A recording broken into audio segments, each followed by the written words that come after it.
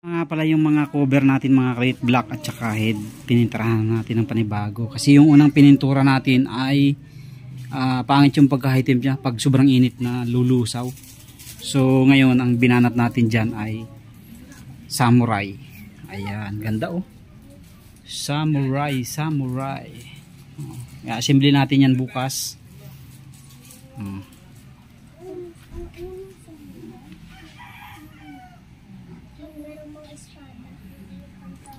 So hindi lang siya talaga makinis oh.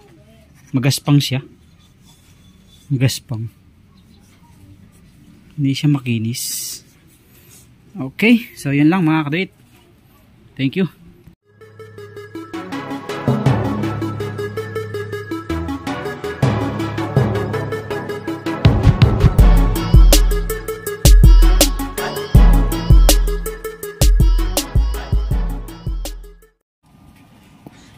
Yo, what's up mga kadit? Ayan, welcome back dito sa ating YouTube channel. Kamusta po kayo? Isang mapagpalang araw po sa inyong lahat.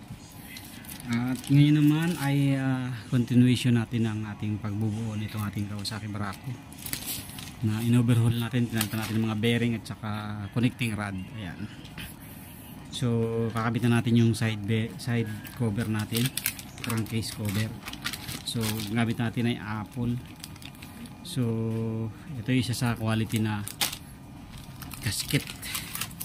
So huwag kayong gagamit ng mga ordinary gasket lang.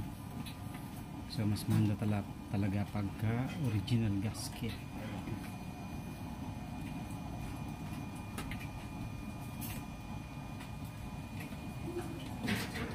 So dito pala sa cover mga kaduwit, meron yung o-ring dito huwag nyo kalilimutan, may isang o-ring yan. Yan yung nagkukunik sa ating oil pump saka sa ating filter.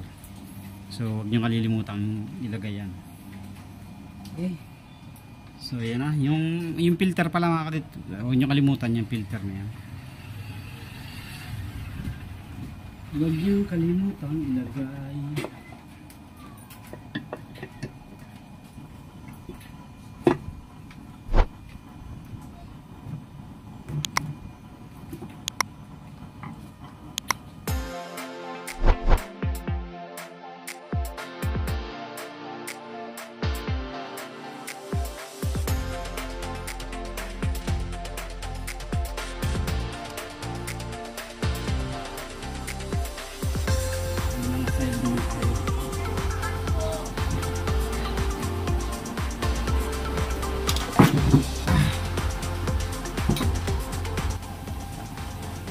Kabit naman tayo ng ating block. So salpak pala muna natin yung ating piston bago tayo magkabit ng block para diretso na. Ayan. Exhaust. So ang exhaust ay sa unahan. Ayan. Kasi nandun yung tambutso natin eh. So nakasit na yung ano nito, yung mga piston rin yan. Ayan. So since nandito yung ating timing chain, so ang exhaust ayan, dito siya sa unahan, sa likod ng ating tensioner. Ayan, dito natin siya ilalagay.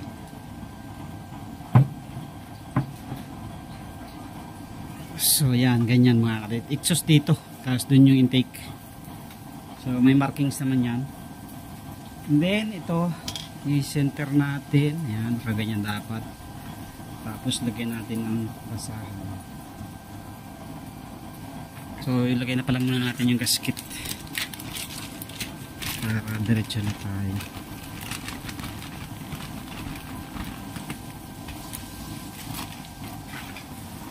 Okay, so dito na natin ilagay yung gasket mga kadate para diretso na tayo. Ayan.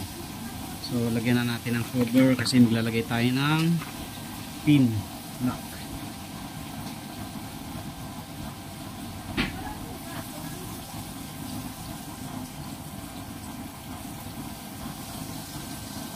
Okay.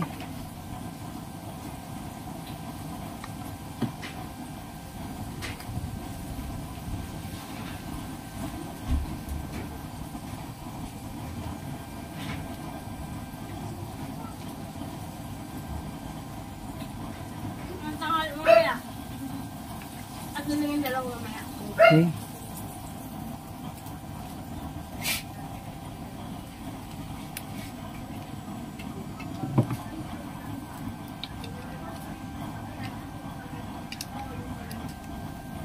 Dapat umiikot mga kaduwit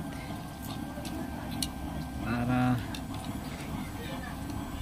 sure ball na nasa groove siya. Ayan. Pagka wala siya sa groove, hindi siya iikot. Okay.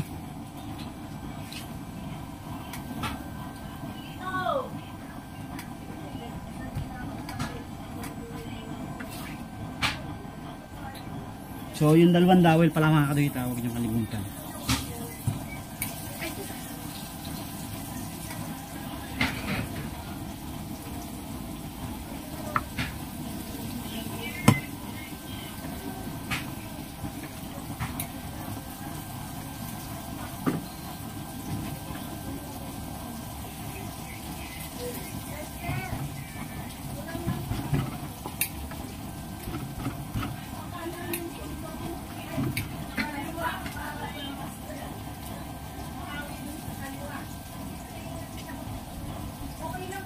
Okay. So ayan na. Tapos lagay natin yung ating timing chain tsaka yung ating timing guide. Ayan, lagay na rin po muna natin itong ating gasket. So yun, yung isang dowel nandito. Yung isang dowel yan nandun sa kanyang head.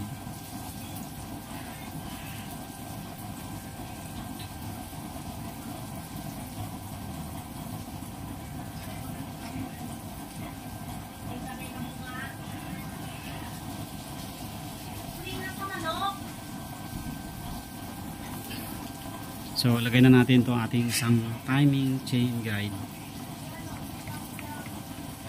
So meron yan dowel, ayan, pinaka-ehe. So huwag niyong kalimutan yan. Kailangan naglalaro yan, nagti-play.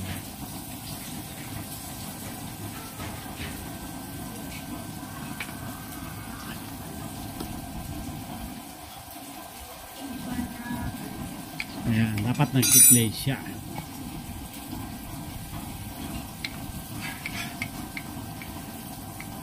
Tapos lagay natin timing chain.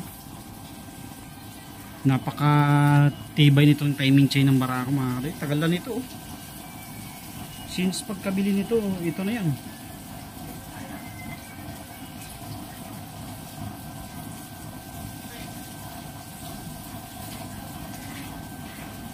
Hindi na natin pinagtan kasi maganda pa eh.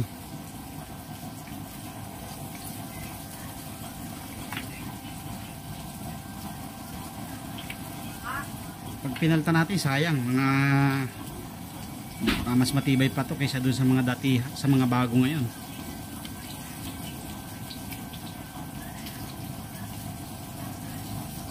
So gawin natin, tanggalin na natin to, papalitan natin yung ating timing chain.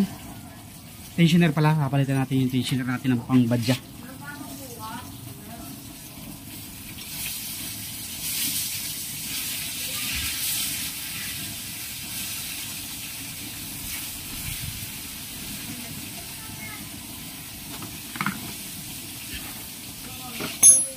Ayan. Shoot natin ito dito sa ibaba, yung ating tensioner ating timing chain sa gear.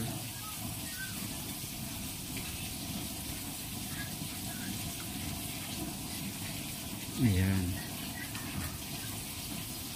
Tapos lagay natin yung ating timing chain guide ulit na isa pa. So ang ilalim ito mga kaduwit, tapos ito ang ibabaw. So patagilid lang muna ang pasok. Ayan, tagilid. Tapos pagka pumasok na siya, i-rotate nyo lang pakaliwa, pakanan, pakanan.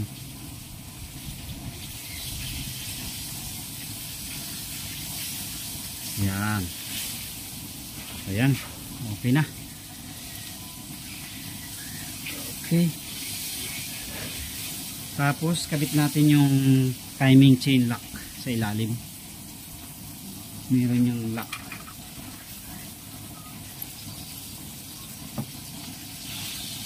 timing chain lock. Ito. Yan. Ito yung mag-hold sa timing chain. O mag-block sa timing chain para hindi malaglag sa pagkakasabit dun sa sprocket nya.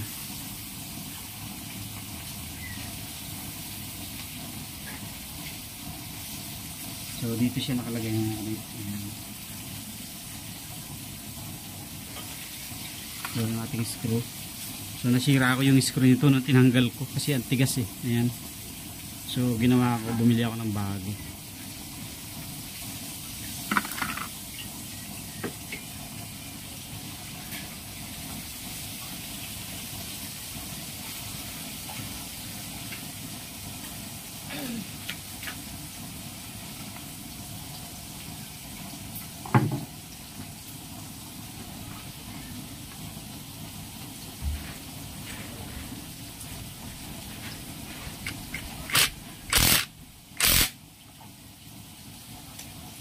Okay. So, tapos na tayo dyan sa baba. So, top dead center nyo lang.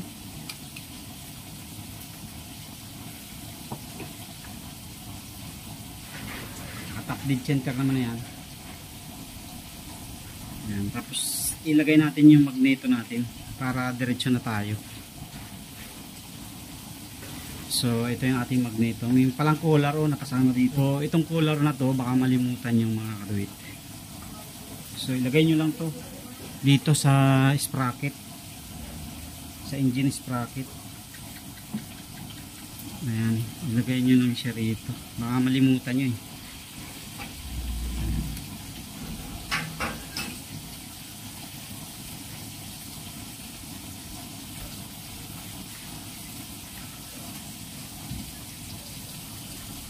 Para hindi mag-leak.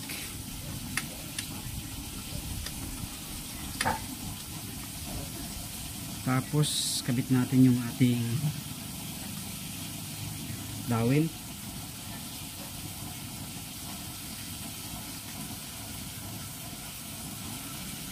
Itong ating magneto. So, nilinisan ko rin ito mga karit.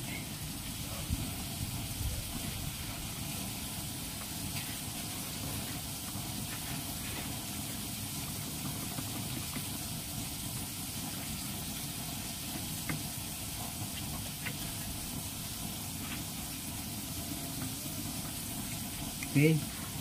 So wala nang washer ito mga katuwit. Higpitan na natin ng DC9.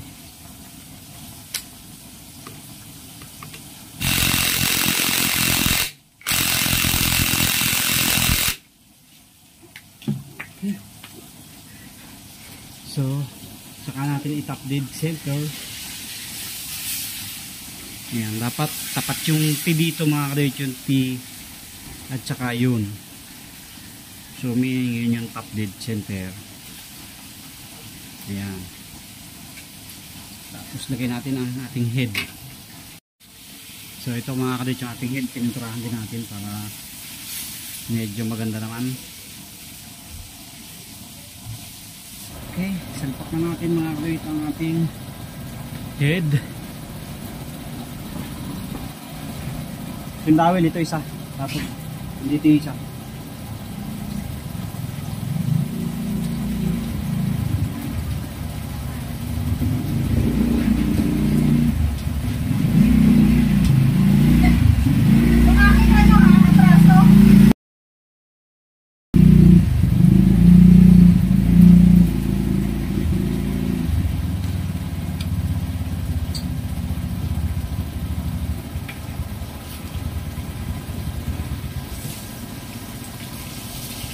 Okay. Bolt pala. Dalawa rito.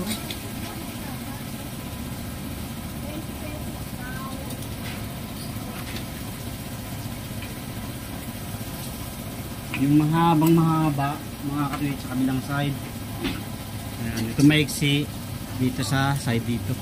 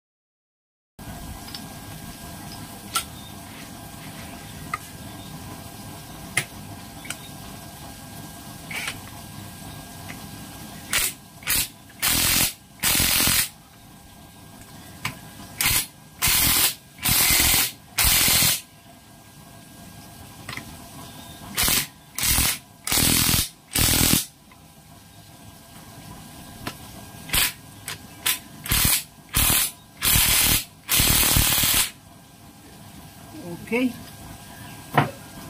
So, buo na mga kadrit. Kabit naman natin ang ating timing gear. Ayan. Ay, ito pa pala. Hindi pa pala to. Ating 8.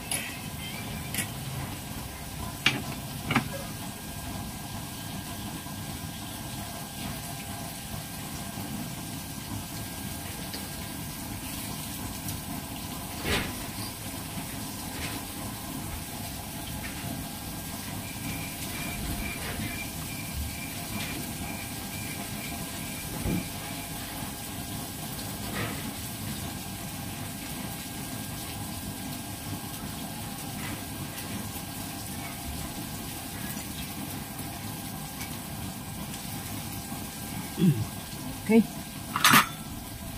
Timing gear naman tayo. Ay. Sabit natin ang timing gear. So, ensure nyo lang mga kadrit na naka timing dito. Yan, T. Yung T dito. Tapat lang natin dito sa tapat lang natin dito. Tapos, itong taas ng timing chain. Yan. Ganun yan ninyo lang, oh. Bantayin nyo lang na ganyan. Tapos, itapat nyo lang dito sa T. Ayan, ito yung T. Yan. Tapat nyo lang dyan.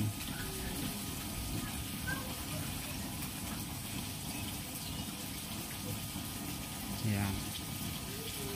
So, adjust na lang tayo kapag hindi ito.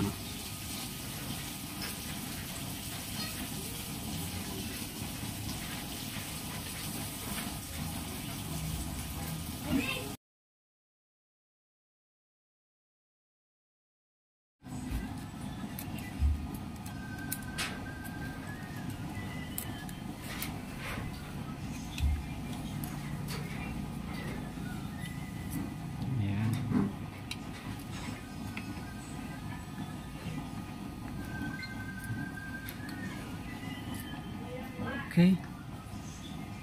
So, lagay muna natin yung alin ng maluwag.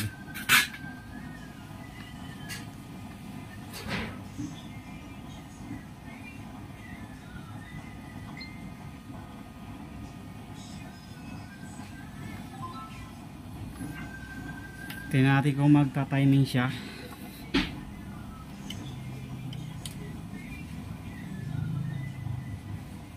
So, I think timing naman siya. So, ito yung ating timing. So, timing siya dito. Timing siya dito sa baba. Ayan. Timing doon. So, higpitan na natin yung ating.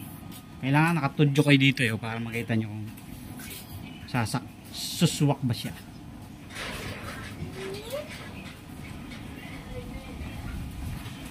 Okay, so timing na siya.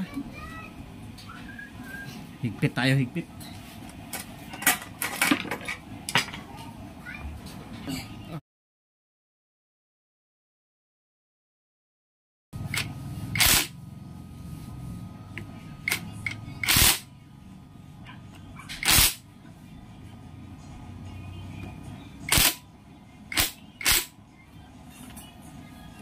Okay. So, palit pala tayo ng pangbadya kasi yung isang tropa natin sinuggest niya sa atin to. Sabi niya, palitan mo na yung stock ng tensioner ng pang CT100 kasi mas maganda ang spring. Mawawala raw yung noise ng timing chain. So ito kasi medyo may lagas-las ng ingay ng timing chain eh. So mas maganda raw itong pang CT100 pang badya. So subukan natin kung talaga maganda. Ano? Timing tensioner. So ito pang CT100. 100 plus lang ito mga kadri, TTGR brand. Ayan, lagay lang natin ito. O-ring. Tapos O-ring dito sa dito pala to. So mamaya na. ating iano lang ibaba. Ayan. Ayan, maglalak naman siya kusa mga kaduit. Tapos lagay natin.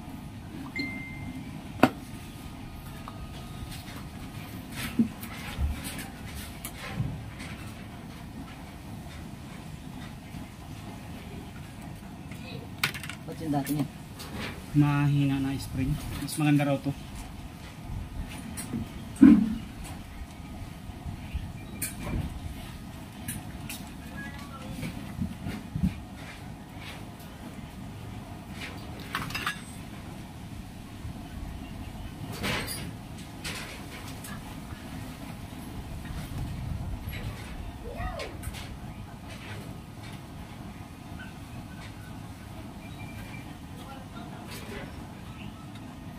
Okay. So lubayan natin para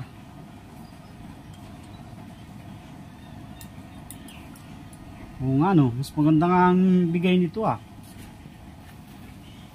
mas matigas kumpara dun sa stock. So lagyan natin ng o-ring tapos yung ating takip para hindi siya tumulo.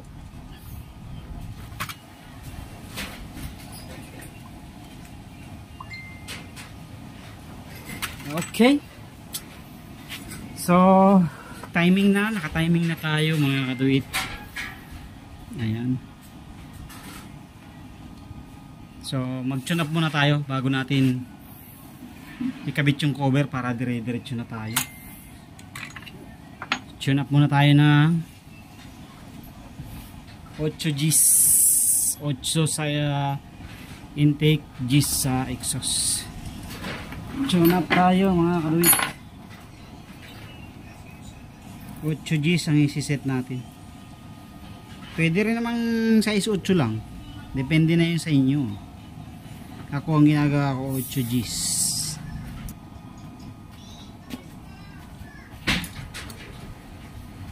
So 8, tingnan natin kasi naka-tune up pa rin naman to maluwag na yung 8 natin.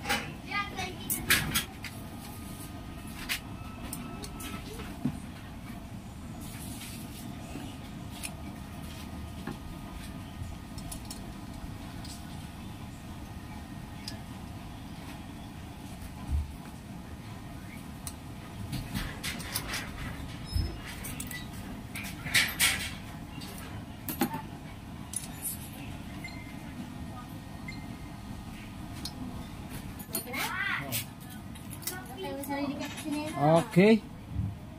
Ate? 8. May sarili ka po sinera. Oo. Sana all. May sarili ka sinera. Gis tayo, Gis.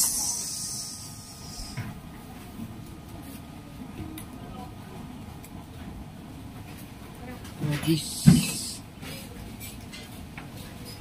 Anong oras tayo uuwi? Tumigas na maigi na. Ayun.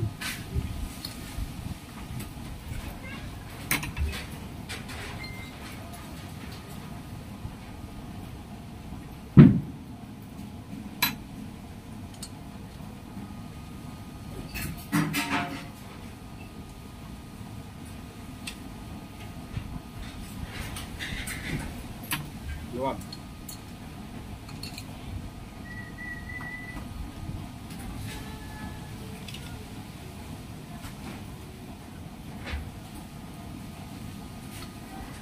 It's so yummy.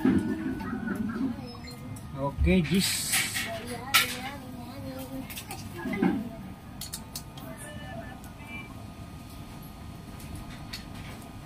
Okay. So, testing natin kung magbabago. Ikot tayo ng 360.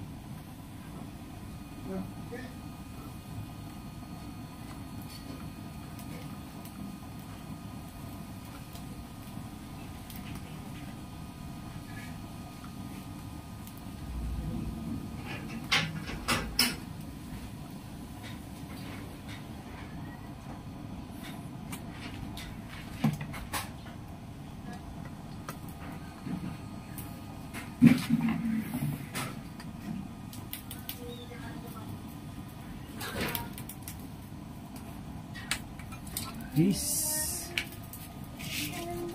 Okay, hindi nagbago.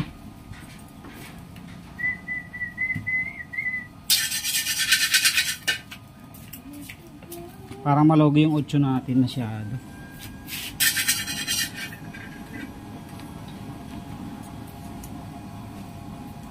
Higpit-higpitan natin mga kapatid yung 8. Masyadong maluwag. Masyadong maluwag.